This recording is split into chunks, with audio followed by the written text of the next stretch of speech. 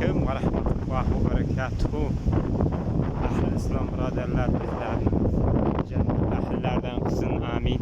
İnşallah biz hazır Cidde şeherdemiz, Cidde'demiz inşallah. Biz hazır Cidde'de inşallah mazza kılıp dengizin boyunda inşallah aylanı yapıyoruz. Şimdi inşallah görüyorsunuz. Bunlar biz alige Assalamu alaikum ve rahmetullahi ve berekatuhu.